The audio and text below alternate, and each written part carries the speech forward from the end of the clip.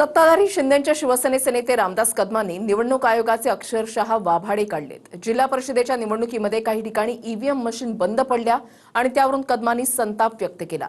लोकशाही जिवंत होती, त्याप्रमाणे आता बॅलेट पेपरवर मतदान घ्या, असं रामदास कदम म्हणाले। अनेक ठिकाणी ज्या मशीन आहेत, ईव्हीएम मशीन जे आहेत त्या बंद पडत आहेत। आज सकाळी माझे बंधू अण्णा ते उमेदवार आहेत, त्याला 30 मिनिटं थांबायला लागलं बाहेर। तर ही बाब अतिशय गंभीर आहे।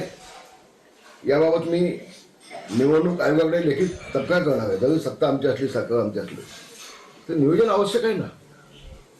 नाहीतर मग तुम्ही हे बंद करून टाका ना, घ्या। याच्या आधी जसे लोकशाही जिवंत होती, शिक्का मागायची बॅलेट पेपर, तसं घ्या। मग हे यंत्रणा तुम्हाला व्यवस्थित राबवता येत नसेल आणि 2-2 तास 3-3 तास लोकांना थांबवायला नसेल तर बॅलेट पेपरवरती घ्या मतदान। मग मला काय अडचण नाही, बिलकुल अडचण नाही मला। आणि अनेक लोकांच्या मनामध्ये संशय आहे, ते संशय देखील निघून जाईल।